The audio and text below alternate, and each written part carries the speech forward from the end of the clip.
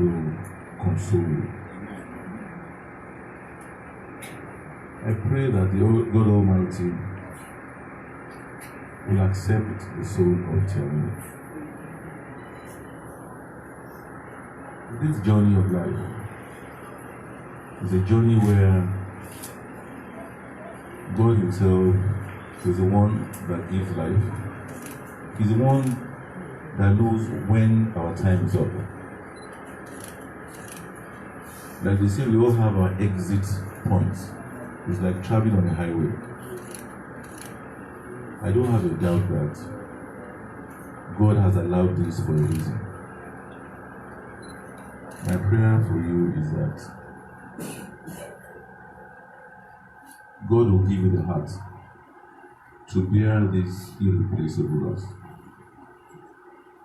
And also, God will console the rest of His siblings and the rest of the family. I want to assure you that since this event unfolded, since it happened on Saturday, we have left no stone unturned to investigate the root cause of this problem. Yesterday, my SSG was here to address the youth with KBC Akaribo. Also, Otumba Gudinani was also there with them. And we were closely monitoring the situation. Unfortunately, emotions were very high. Expectedly, the youths in Shagamu took to the streets. However, we are aware that some other elements attempted to take advantage of the situation by wanting to loot banks, they wanted to bomb the police station, they wanted to vandalize, and deprive innocent citizens of going about their lawful duty. I want to emphasize that the policemen who are responsible for this incident, they are not part of the State Police Command. They are not men of the State Police Command. They are men of the Zonal Intervention Squad or Force, who are not really under the State Police Command, but under the Assistant Inspector General of Police, Lagos and Benin. However, that Saturday, when this thing was reported to me, I called the Commissioner of Police and I instructed him to arrest all the policemen that were involved in the incident. I want to assure you that the ASP and the inspector that led that operation have since been arrested. They are currently being detained. The Inspector General of Police has instructed that the DIG, CIIG, Force Headquarters, takes over the investigation. The Vice President has also called. The President has called. Everybody sympathizes with you. This matter is being investigated at the highest level. I want to assure you that not only will justice be served, justice will be seen to have been served. The death of your son will not be in vain. We will ensure that we look into it. Unfortunately, this will be an incident through which such incidents will not occur again. I just want to further remind you, as I can see that you're a Christian, Just hold on to God. It is not easy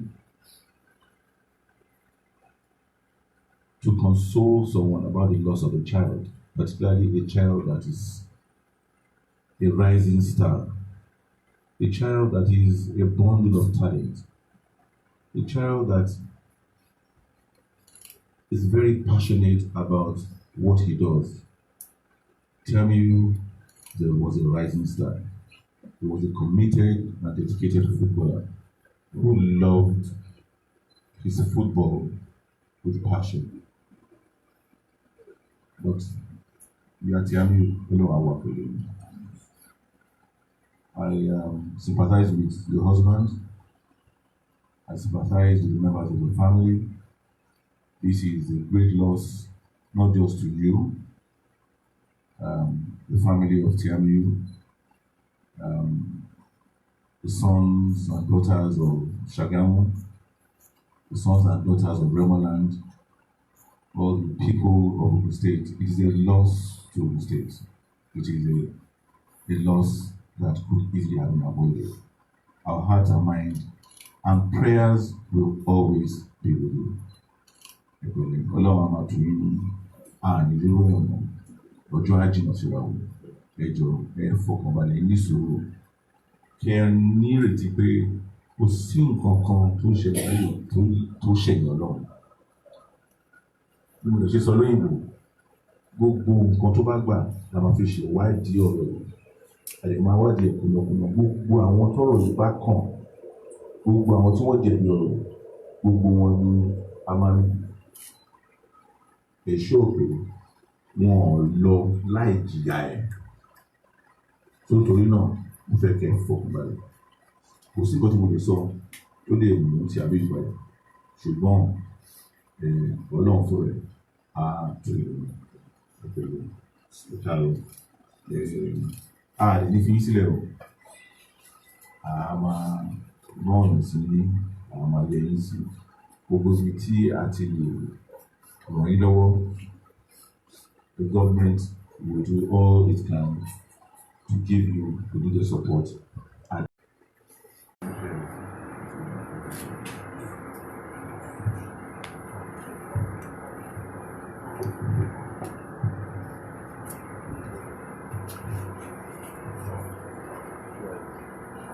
Wẹ́wọ́ kí nígbà tí a ti rí ẹgbẹ́ kàkà. His Excellency,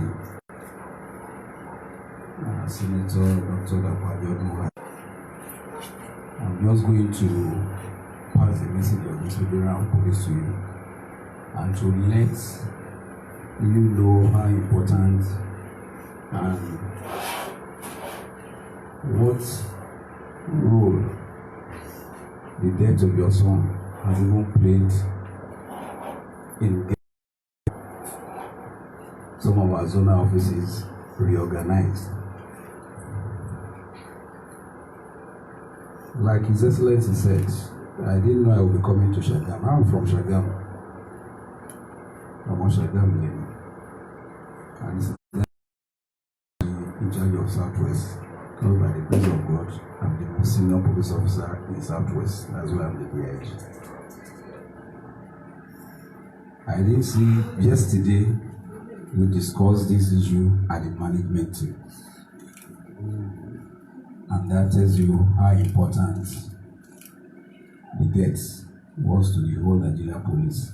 Because one life lost through the hand of police officer is always a thing of concern for us, because our constitutional duty is to save lives and property, not to terminate lives. So we try as much as possible to ensure even the lives of our enemies, when not terminated in the course of action, will still have to be saved. And we ensure that every police officer must stick to that.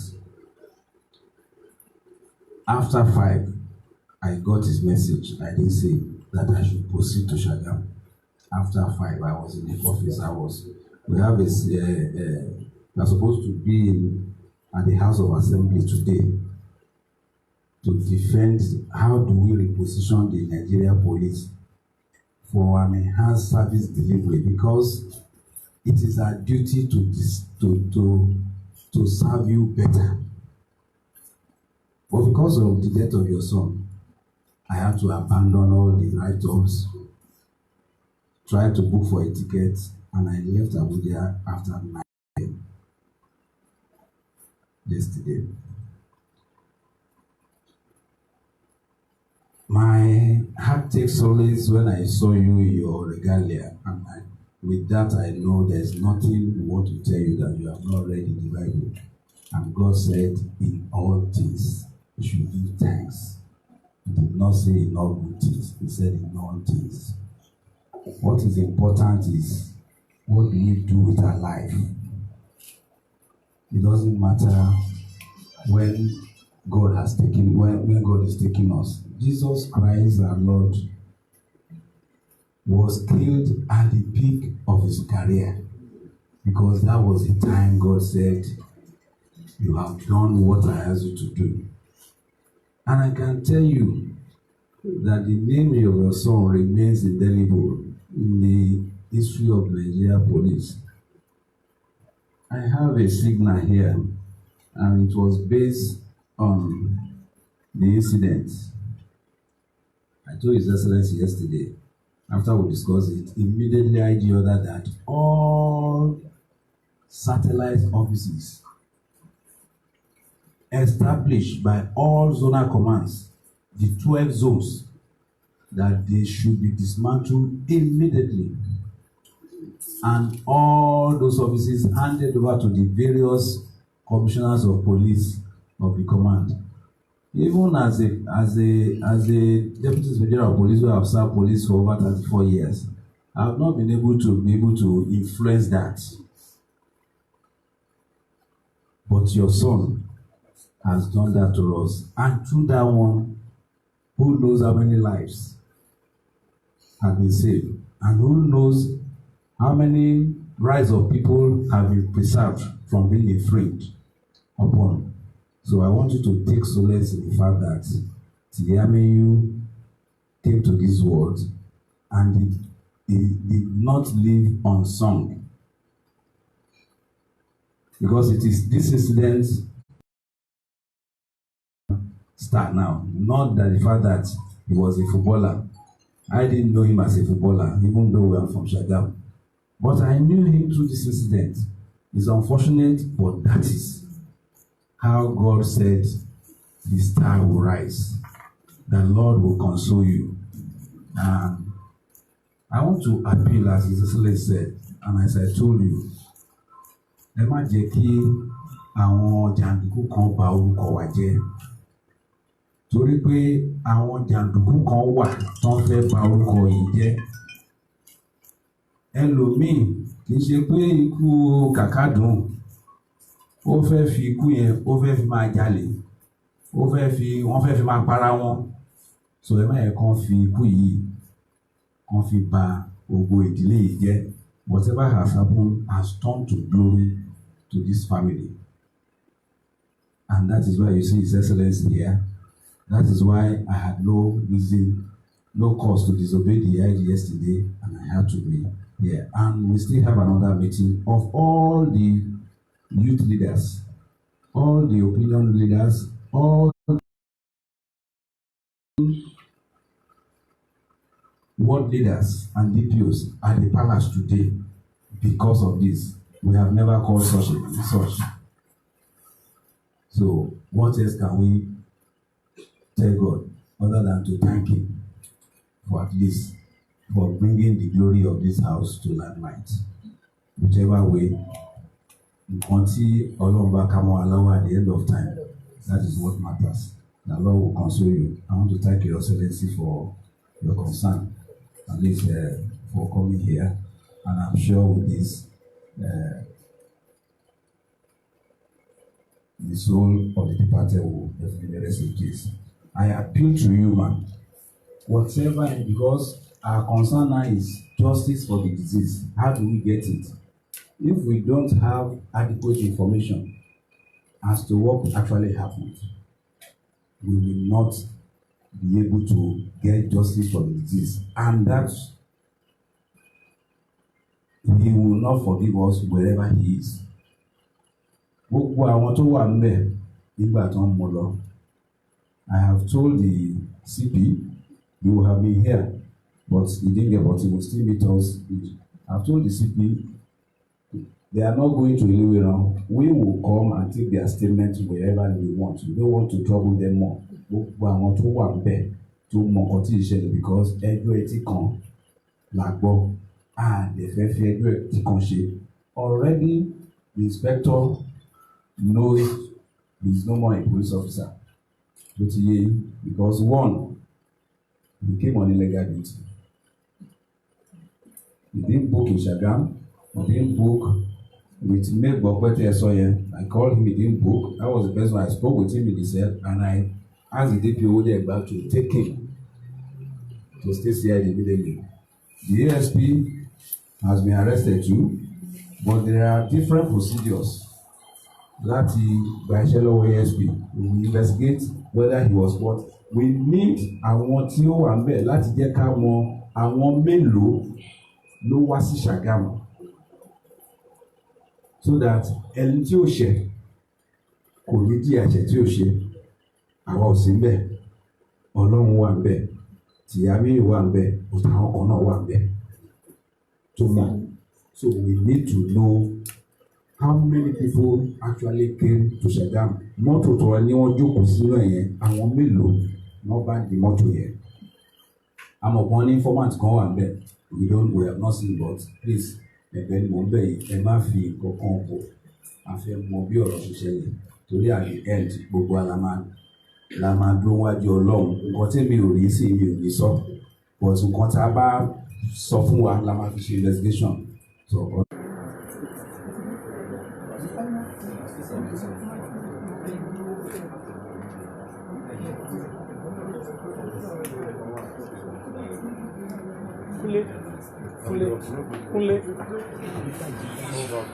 let us pray.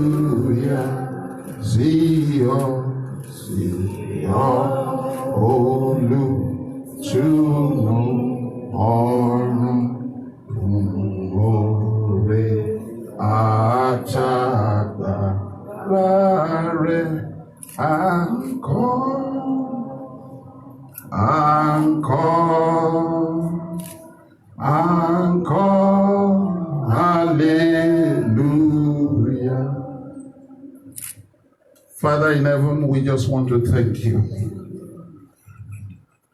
Thank you for being a life giver. Thank you for being an unquestionable life taker. The only reason why you never tell any man the day of his death is because he will spend the rest of his life thinking just about that day.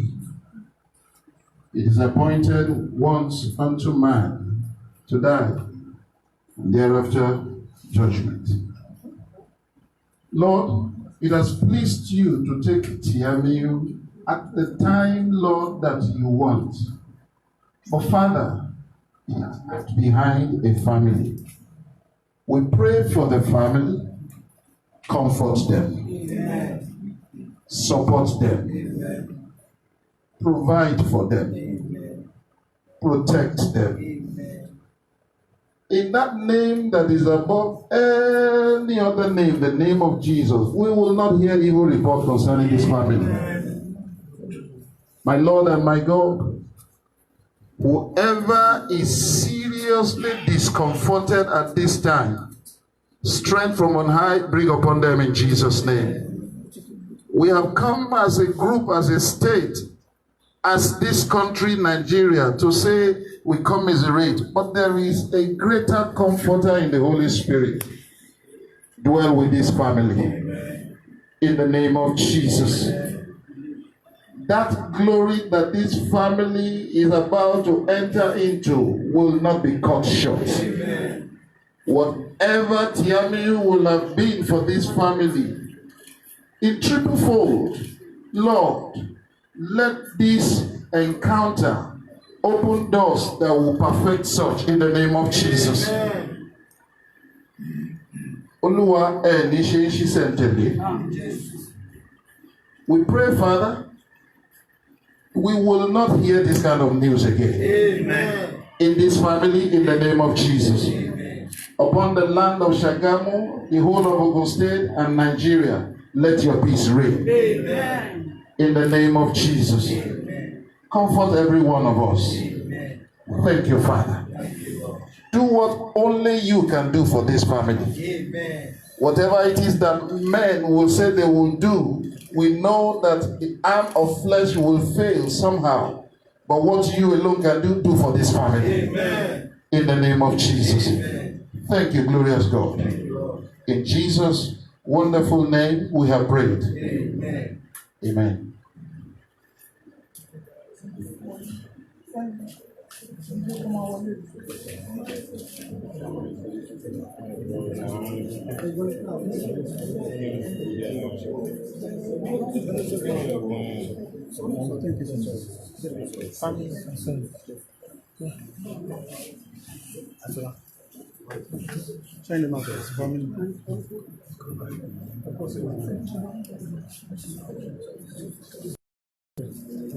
É possible. Il va une maçon. É possible que fosse.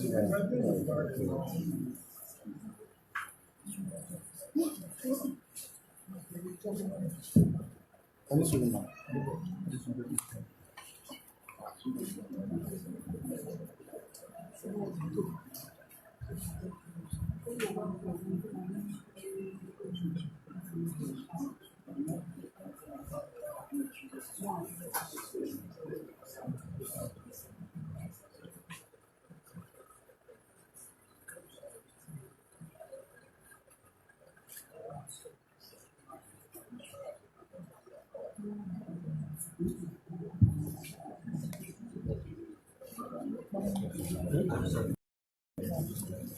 Ellos.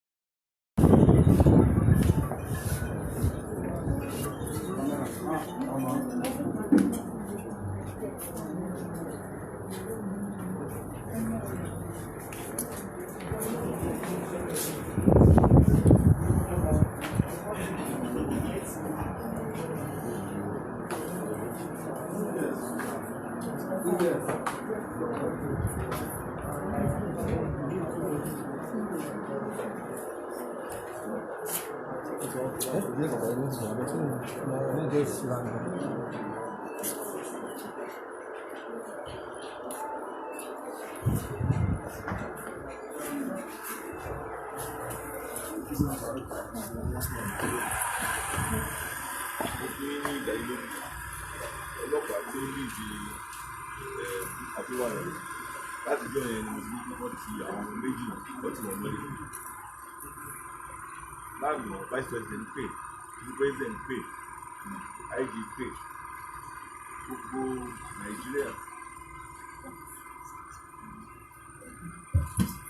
Nàìjíríà ni ọ̀rọ̀ yìí pọ̀ tó dẹ̀ bí gbogbo Nàìjíríà ló ń gbé ọmọ ọlọ́mọ. Tó yẹ pé àwọn ọlọ́pàá tó yẹ pé kò tí ẹ̀yẹ kán wà Ṣàgámù lọ́jọ́ yẹn, iṣẹ́ tó máa ṣe Ṣàgámù kò sẹ́ tó rán wọn.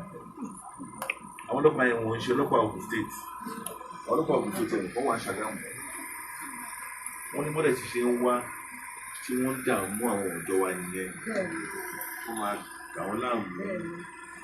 Màmá tí Àmì sọ fún wa sí pé fún bí ọ̀sẹ̀ kan ni wọ́n ti ń wá tí wọ́n ti lọ ń dà láàmú tó lọ ń dúró tí wọ́n tu ẹ̀ tó ń yọ lẹ́nu. Ó ṣèyàn láàmú pé ní ìjọba IG àti president òkè gbogbo àwọn ọlọ́pàá bẹ́ẹ̀ yẹn wọ́n dáṣẹ́ wọn dúró kí wọ́n gbọ́dọ̀ orí wọn kó máa ṣiṣẹ́ fúnṣẹ́ bẹ́ẹ̀ yẹn. Wọ́n ti dismantle gbogbo àwọn command yẹn sí pé kẹ́nìkan máa tàṣe káwọn ọmọ wá sí ìlú nílùú tí wọ́n máa arrest ẹ̀ tó nínú ẹ̀ mọ́. Bí DIG ní ọmọ ṣe sọ́ọ́ sí pé ẹ tí ò tiẹ̀ mọ tí Àmì yìí ti mọ tí Àmì yìí òfin tí Àmì yìí ti pọ̀ káàkiri gbogbo Nàìjíríà gbogbo ọkàn wa àtàdúrà wà pẹ̀lú òbí ẹ̀ àti gbogbo wa ọ̀rọ̀ yìí ó kan àwọn òbí ẹ̀ ó kan àwọn ti Ṣàgámù ó kan àwọn ti Rẹ́mọ ó kan gbogbo tòkùn tí ó kọ́ gbogbo Nàìjíríà ṣùgbọ́n ṣe wọ́n pé Ọlọ́run ló mọ ọjọ́ tí oníkàlùkù ìpínlẹ̀ Rẹ́mọ lápọ̀lẹ̀ tí Àmì ìṣòro yìí ṣùgbọ́n tí Àmì kò kú lásán pẹ̀lú ìwà oyè àgbo rẹ̀ abẹ́kọ̀ ṣùgbọ́n ilé ìyàgbọ́ kìkì ẹ̀ iṣẹ́ tó náà ti ní wàá ṣe ìṣẹ̀lẹ̀ tó ṣe ti lọ ilé ìlànà ìdàgbò onígbàgbọ́ àtàwọn community àtàwọn tó jẹ́ ti Kristẹni ká gbà á bí onígbàgbọ́ pé bí Ọlọ́run ṣe pè é nìyẹn. Ẹ jọ̀ọ́ mo fẹ́ bẹ̀ wá ẹ má jẹ́ kí àwọn ọmọ tẹ́ pé wọ́n á fẹ́ torí ìṣẹ̀lẹ̀ yìí wọ́n á fi máa da ìlú ẹ má jẹ́ ká gbà wọ́n láyè torí lánàá gbọ́dọ̀ náà wọ́n youth wọ́n fẹ́ ṣe meeting ní KSSG tó wá bá wọn ṣe meeting tó kábíyèsí sí kọ́lọ́ báwọn sọ̀rọ̀ bẹ́ẹ̀ wọ́n lè bá wọn sọ̀rọ̀ chairman wà bẹ́ẹ̀ assembly wà bẹ́ẹ̀ commissioner wà bẹ́ẹ̀ wọ́n lọ bá wọn sọ̀rọ̀ pé wọ́n lè sọ pé wọ́n ti gbọ́ lẹ́yìn yẹn wọ́n sọ pé tó fẹ́ lọ jó police station wọ́n fẹ́ lọ jó ilé owó wọ́n fẹ́ lọ jó local government. À ń ṣèyàn bẹ́ẹ̀ à ń ṣe bẹ́ẹ̀ rẹ mọ̀ àbí à ń ṣèyàn bẹ́ẹ̀ à ń ṣe bẹ́ẹ̀ ẹ jọ̀ọ́ ẹ bá mi jẹ́ ká bá wọn sọ̀rọ̀ kí àwọn òbí ká bá wọn bá wọn sọ̀rọ̀ torí ìjọba pẹ̀lú ẹ bá wa dúró tí màmá tí ọba tí a mú Ọlọ́run á wà pẹ̀lú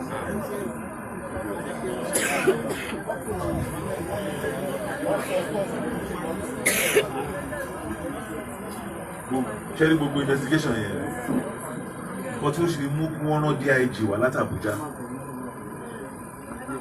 DIG force headquarters CID ó ti take over investigation yẹn sí investigation yẹn ti wá kúrò lọ́wọ́ CB pápá ó ti ní kí ẹni tó next sí Inspector General of Police fún rẹ̀ ó take over gbogbo àwọn tí wọ́n ní gbogbo àwọn tó yẹ pé wọ́n rí nǹkan tó mọ̀ ń gbà ẹ̀ àwọn tó ń rí gbà tí wọ́n arrest ẹ̀ tó wà ní gbogbo wọn ní pé kí wá lọ sí station o Ṣàgámù Ìbàdàn láti máa gba statement oníkàlùkù láti mọ ìdí ọ̀rọ̀ náà ṣẹ́gbọ́n tó ọ̀rọ̀ mọ́tò gbogbo yẹn àgbègbè lànà ẹjọ́.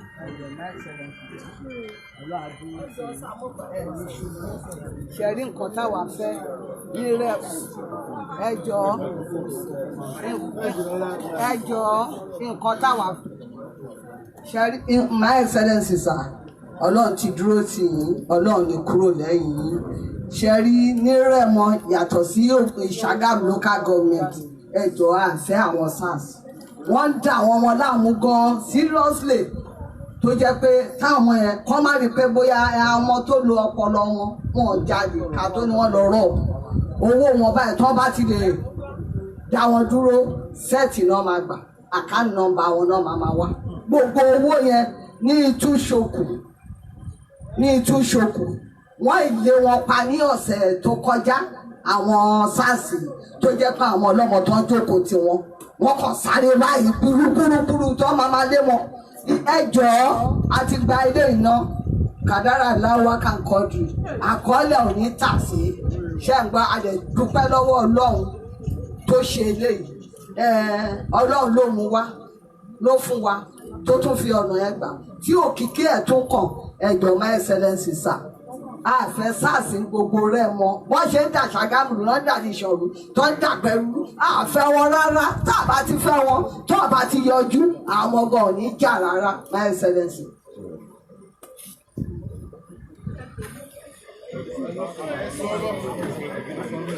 Ọjọ́ ní gbogbo ẹni tẹ́ ṣe ẹjọ́ ìjọba wá sí ìmúṣẹ ẹgbọ́n ẹjọ́ tó ní ọlọ́run lọ́tọ́ ọmọ ìsinú ẹjọ́ ìgbéwà níjẹ́ mẹ́tẹ̀kì yà ìjẹ́ wá gbé gbogbo àwọn máa tọ́wọ́ pípín sọ́ ti rí sí ìbọn wọ́n máa yọ bọ́tọ̀ ọmọ wa wọ́n lé ọkọ̀ pa wọ́n gbé kúrò ní wọ́n láwọn ọlọ́pàá máa ń dì wọ́n tún gbé ọbẹ̀ ọ̀nà ìdílé ọ̀nà Abẹ́òkúta wọ́n gbé gbogbo dé wọ́n wá lọ gbé ní tìwú wọ́n lọ tún sẹ́ni mọ́tò ẹjọ́ ènìyàn gbọ́dọ̀ lọ ẹjọ́ gómìnà ẹjọ́ wọ gómìnà jọ̀wọ́ òní nínú ẹ o òní nínú ẹ gbogbo yẹ òní nínú ẹ o ẹjọ́ ènìyàn tó mú yẹ gbọ́dọ̀ lọ gbọ́dọ̀ hàkì ẹ ẹjọ́. Kúnlé.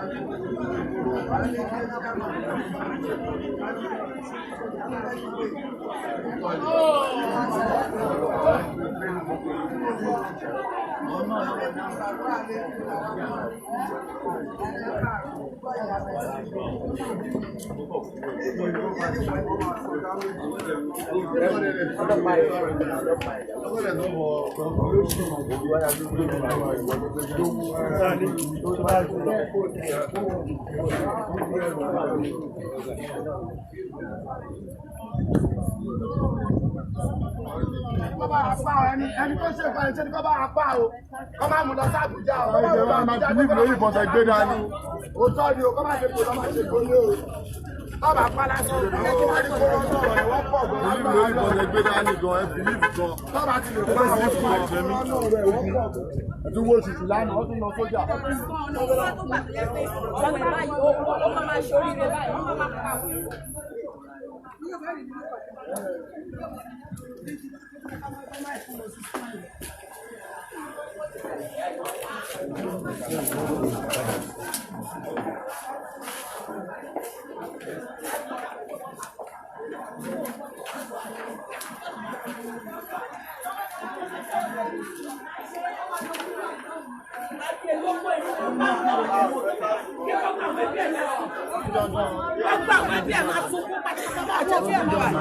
Láti Nigerian Tribune ẹ bá àwọn èèyàn tó wà nílé sọ̀rọ̀.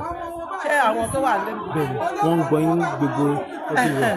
Èmi lè gbọ́ ìyá ọmọ èmi lè gbọ́ ìyá Kásímù Kàkà gbogbo ẹ̀yin abiyamọ Nàìjíríà ẹ gbà wá o gbogbo ẹ̀yin abiyamọ Nàìjíríà ẹ jọ̀ọ́ ẹ bá wa dá sí wọn ò gbọ́dọ̀ fi ọkùnrin yẹn sílẹ̀ wọn ò gbọ́dọ̀ pa ni a ò dẹ̀ fẹ́ SARS ní Ṣàgámù ní gbogbo rẹ̀ mọ́ wa pátá a ò fẹ́ SARS a ò fẹ́ rárá káwọn abiyamọ a fẹ́ SARS a fẹ́ kọ́ máa yan bọ́ àmọ́ bí tó ti rí bọ́ ajá kí n kọjá síbi. Irú ìyàwó ni Kàkà jẹ́.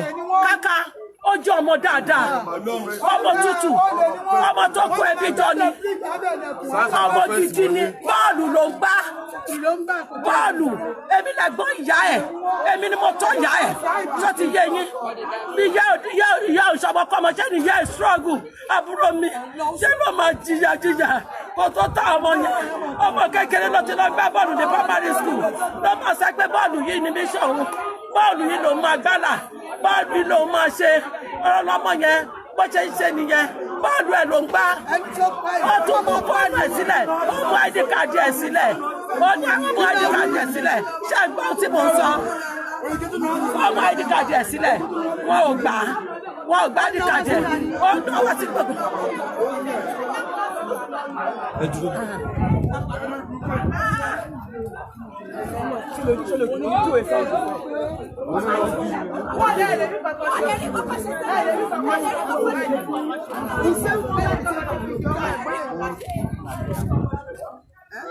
Ṣé Ismaila padà ṣé ó pẹ̀lú àwọn tí wọ́n jáde lánàá pé kọ́ jà?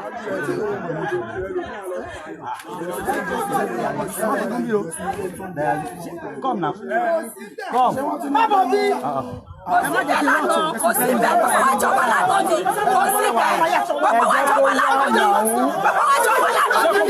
Bàbá wá jọba lánàá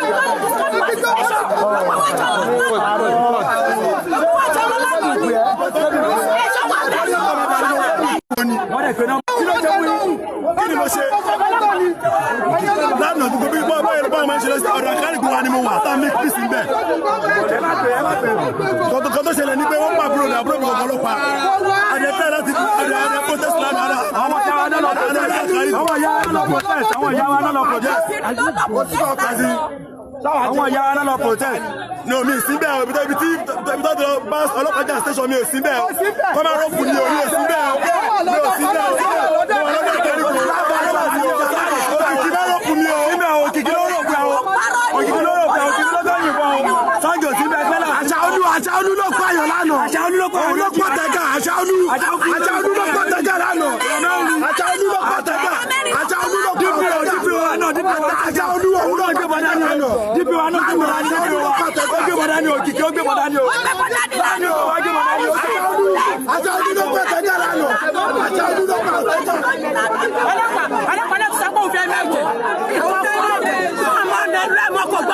Kò gbọ́dọ̀ kú o, ẹnì kankan náà ọmọ rẹ mọ ẹ ò gbọ́dọ̀ kú o, ọmọ wa kò gbọ́dọ̀ jẹ́ ìyá làbúrò mi ló fi tọ́ ọmọ kàkà ló fi tọ́ kàkà jẹ́ nípa ìjìyà ọmọ kankan gbọ́dọ̀ kú mọ́ o, àfẹ́ ìbọn nílùú wa o, ọmọ kankan gbọ́dọ̀ kó ìjọ ẹgbà wa o, èyí náà jẹ́ gbogbo òbí Nàìjíríà gbogbo bí ọmọ Nàìjíríà ẹgbà wa o, ẹ bá wa kìlọ̀ fún wa àfọlọ́pàá àfẹ́ SARS àfẹ́ nìkankan Ọlọ́run tó dá wa ní Rẹ́mọ agbada ara dáwọn àdúrà wa o a máa dáàbò bò wa o àfẹ́ wọn àfẹ́ kọ́mọ kọ́kọ́ kó kú o àfẹ́ kọ́ wọn fún kọ́kọ́ náà mọ̀ wa o ẹ jọ̀wọ́ ẹgbà wa o ẹ̀yà bí ọmọ gbogbo Nàìjíríà ẹgbà wa ẹ fọwọ́ kí o ẹ fọwọ́ padà sọ̀rọ̀ yìí o ọmọkùnrin yẹn gbọ́dọ̀ kú o ọmọkùnrin yẹn gbọ́dọ̀ kú ọmọkùnrin káwọn tó kú ẹ jọ̀wọ́ ẹgbà wa ẹ jọ̀wọ́ ẹgbà wa ọmọ wa ò lè wà lé o ọmọ wa ò lè wà lé o ẹjọ́ mi ló dé. Àwọn ọlọ́mọ pàṣípà.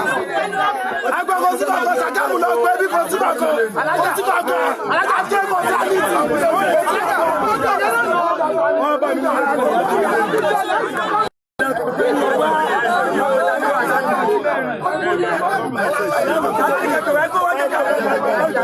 Mo dẹ̀ bọ̀ bí ìbá ni mo wà títí lẹ́bi ṣúlá nù. Àwọn tó kọ̀ sí tó kọ̀ mí ọlọ́pàá náà ní nẹ́ẹ̀sì láti èmi ò síbi mi ò sẹ́ni mi síbi tó ti lọ bọ́lọ́pàá jà o èmi mi ò lè agbára mi ò lè bájọba jà mi ìbájọba jà o mi ìbájọba jà o báyìí kó lọ́dọ̀ kárìgbò lánàá ilé mi ni mò ń bọ̀ o wọ́n pè mí ó ní mo ní mo wà mo ní mo lọ́dọ̀ kárìgbò. I'll be calling you since then. Wọ́n yẹ pé mi lè dáná ẹjọ́ ń sọ̀rọ̀ mi ìbájọba jà o mi ìsíbẹ̀ kan tọ́lọ́ bá ọlọ́pàá ọ̀tọ̀ wọn lọ sí station lánàá o mi ò sí bá ibà yẹn mo wà mo ikú lọ́dọ̀ kárìgbò ibà yẹn gbogbo àwọn o. Ibi láti gbọ́ fún ọ̀ṣẹ́ ní kùtù. Àwọn òsì ní kó bàjẹ́ kó dára àwọn wa o. Àbá nǹkan jẹ́ àwọn àti ní ìbò mẹ́ kò jẹ́ tó máa ń wọ́n rí bíìlì lọ́wọ́ mi o ní ìmọ̀ kókó pa ẹ̀ o. Lánàá ayẹ̀ rí lánàá kí ni mo ṣe. Wọ́n pè sápẹ́lẹ́ lọ́wọ́ ẹgbẹ́ ọ̀tọ̀ sápẹ́lẹ́ ọdún dúró ní sápẹ́lẹ́ ọkọ̀ tí wọ́n gbé láì tó ti dá lónìí sàmì kàṣí ìgbọ̀ta. Ẹ̀yin ìgbà máa ń kárí sórí yìí lọ, ní bàtà ń kọ́ sí ń lọ.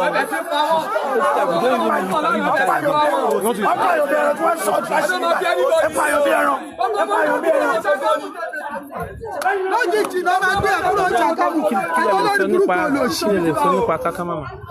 Kàkà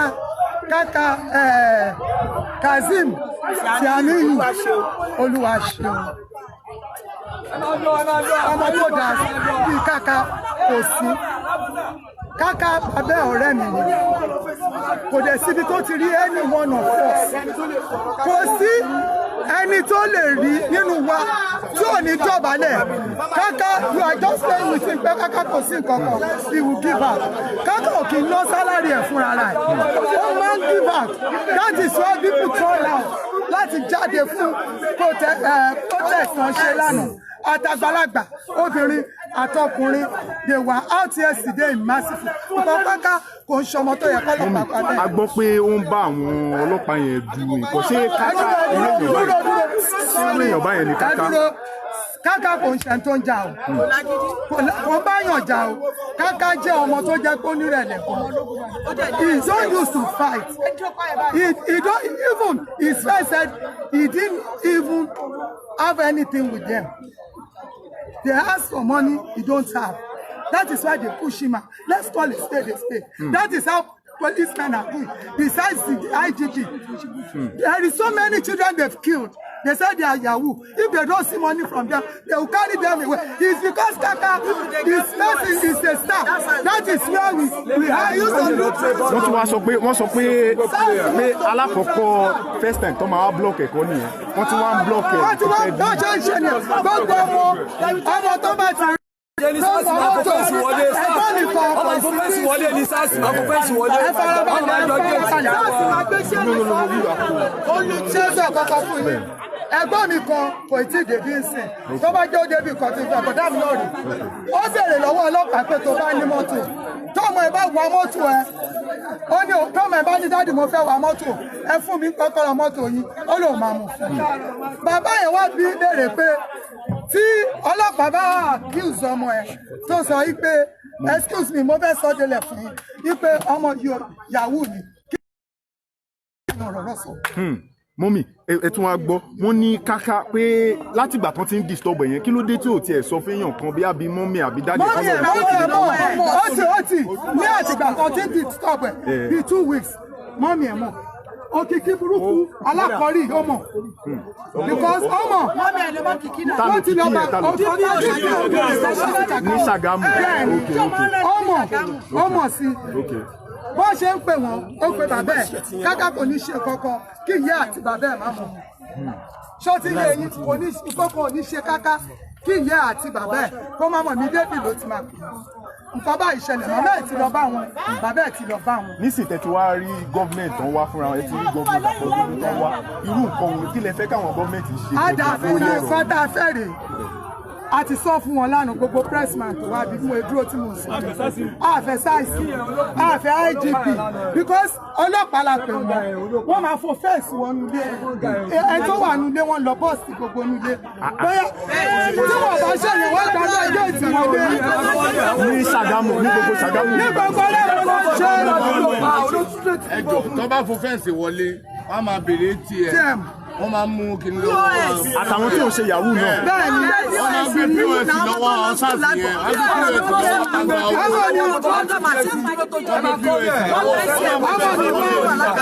sọ tún ṣe fóbìnrin náà ni. gbogbo ènìyàn ẹjọ́ ọmọ mi wá láti abroad tí n bá fẹ́ rọ ọmọ mi I will go to Lagos State. ọmọ mi ọkùnrin fẹ́ láti abroad wà wá síbi èkó lọ́jọ́ kò sẹ́ wọ́n fẹ́ wà bọ́mọ bá jáde lọ́pọ̀ kájọ́ mọ̀ wọ́n máa ti pẹ̀lú abájá oko Abẹ́òkúta kíní kan àwọn ìyàwó màmá wà wọ́n bí. lórí pé wọn ò tí confam irú nǹkan. They are useless, they are armed robbers, they are rogue. I tell you, their own is more than armed robbers. Ó tún sọ ẹ̀ fún fẹ́ mú jẹ again. Èkú kí ẹ sọ again fún fẹ́ mú jẹ. Ó tún sọ nígbà inú sí. They will be asking for 500,000. Gbogbo àwọn youth náà ti wá kà ní Yahoo boy ládùúgbò.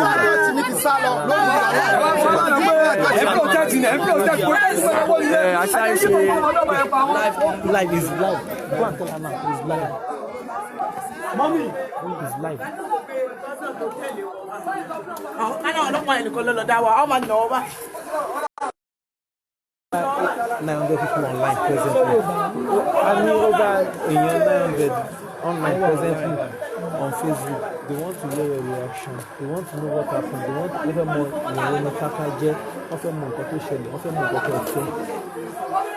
Ọmọ mi ó jẹ́ fútbọ́là ni kò ṣe ìyàwó. Fútbọ́là gbogbo èèyàn lórí wọ́n ti ń ṣó ẹ̀ka àkẹ́kẹ́ tẹlifíṣàn. Bọ́ọ̀lù ẹ̀ jẹ́ sí Kaka. Èmi ni Mrs. Sẹ́límọ́tò Tìyàmí, mo jẹ́ ìyá Kasim Olúwaṣeun Tìyàmí. Ó jẹ́ nǹkan tó bá mi ní jẹ́ gan tó rọ̀ mọ́ mi ń jà òun ń kọjá àyè òun sáfọ́lọ́pàá torí pé kò ṣe nǹkan tó máa fi sáfọ́lọ́pàá. So mi ì mọ nǹkan tí wọ́n rí bóyá wọ́n bẹ ẹni ẹni kọjọ kí Nàìjíríà bá mi bẹ̀rẹ̀ lọ́wọ́ ẹ̀ ọ̀pọ̀lọpọ̀ ọmọ mi fún mi. Nǹkan tó lè mú tó lè fi tì láti orí motion ló ti sí títì ó jọ lórí ọmọ rẹ̀ láti ìta àbá Ṣàgámù ó ń bọ̀ láti adìẹ wọ kó tó máa jáde sí admission jáde síta ọba ó ń ra power steering oil ó máa dénú mọ́tò ó ti bá ṣàṣàn tó jókòó sí ibi steering ọmọ tí wọ́n jọ lọ Mohammed Sani yẹn wà wájú mọ́tò gẹ́gẹ́ bí gbogbo ìjọ jáde wọ́n dẹ̀ ní kí ló ṣẹlẹ̀ fóònù òun wọ́n ti mú fóònù ẹ̀ ó ní kó yẹ̀wò òun kì í ṣe yahoo ó dẹ̀ ṣí búùtù ẹ̀ fún wọn èyí tó wà nù sí ẹ̀nà bọ́lẹ̀ ó lọ wò ó rí pé búùtù náà mẹ́ pẹ̀lú aṣọ jẹ́sí òun fúnra ìjẹ́sí ló wà lọ́rùn ẹ̀ blue and white ó dẹ̀ níbo ló ń gbé òun fẹ́ kó ń pe bàbá òun gẹ́gẹ́ bọ́mọ yẹn ṣe ń sọ fún wa ó dẹ̀ ní pé tó bá dé yá command á pe dáàbì ẹ̀ wọ́n ò gbé dúró lérí command wọ́n gbé gbàgbọ́n Abẹ́òkúta ọlọ́pàá ọmọ mi sí orílẹ̀ mọ́ ọmọ mi jẹ́ èèyàn kan tẹ́ pé kí wọ́n náà rà lọ́wọ́ kéèyàn béèrè ó máa fún wọn ọmọ mi ò kí ṣe ẹni tó ń jà kiri ní ìgbé ọmọ tó ń ṣe Nàìjíríà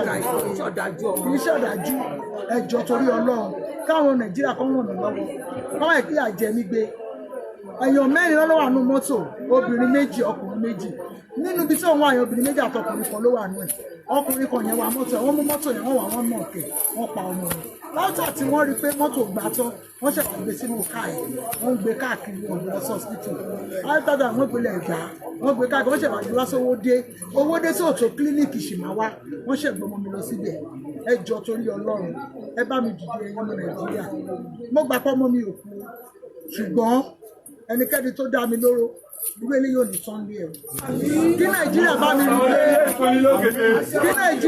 mi rí pé wọ́n hàǹgì àwọn ènìyàn àwọn èèyàn mẹ́rin yẹn kọ́ hàǹgì ẹ̀ mẹ́gbọ́ pé mo pè fúnra mi èèyàn mi ni ó lóun ò mọ̀ nípa wọn sign out pé wọ́n fẹ́ lọ bìkan pẹ́ṣẹ́ ìlẹ́gà ló ṣe ẹ jọ kọ́ bá mi bèèrè lọ́wọ́ iye èèyàn tó wà nù mọ́tò àwọn tí wọ́n jọ bẹ̀rẹ̀ mẹ́rin ní àtẹni tó fún láṣẹ tó fi bọ́ta tó fi wọlé. ṣé eyín sì wọ́n ní wọ́n fún láṣẹ nígbà pọ̀ fún láṣẹ tó ẹ jọ torí Ọlọ́run ẹ bá mi sọ fún ẹni onírùngbọ̀n burúkú tí ò wọ uniform tó wá mọ́ ọmọ mi ẹ bá mi sọ fún wọn kó bá mi ka iye èèyàn tó kù tí wọ́n jọ lọ́nu mọ́tò kí Nàìjíríà dẹ̀ bá mi hàǹgì wọn kọ́ kúkú oró àtọwọn àtọmọ ẹ̀ kọ́ jọ tọrọ kí lè wọ́n torí ògo ilé mi òun ni wọ́n ṣe báyìí gbogbo àwọn tí mo bí lólógo ṣùgbọ́n ẹ jọ torí Ọlọ́run ọ̀rọ̀ Kaka yìí ọmọ mi ò sùn kò ń wo ajílágo 5:30 láti gba fíìmù lọ adílágo 3 láti gba stadium lọ ó pẹ̀lú àwọn tó ń gbá bọ́ọ̀lù ní Span City ní club ọmọ Tinubu tó ń lọ káàkiri kò sí ibi tí ọmọ mi ò tí ì dé wọ́n ní Remo Star tó wà yìí ó ní assistant captain ẹjọ́ torí Ọlọ́run kóòtù ẹ̀ ń sọ fún mi pé bẹ́ẹ̀ pé ṣe ló bá ẹni yẹn bẹ̀bí 3 years bẹ́ẹ̀ ni yẹn ò mọ̀ gbà tó bẹ́ẹ̀ bẹ́ẹ̀ kọ́mọ́dé kan ṣojú ṣáájú wọ́n ṣe mú assistant captain fún kò síbi tó ti lọ gbábọ̀ tó ń sì tọmọ mi dáhùn ó máa ṣe ni ẹjọ́ torí Ọlọ́run ẹ ràn mí lọ́wọ́ kí gbogbo Nàìjíríà dìde kọ́ ràn mí lọ́wọ́ kíyà yìí má jẹ níbi ẹjọ́. ẹ ṣe gan.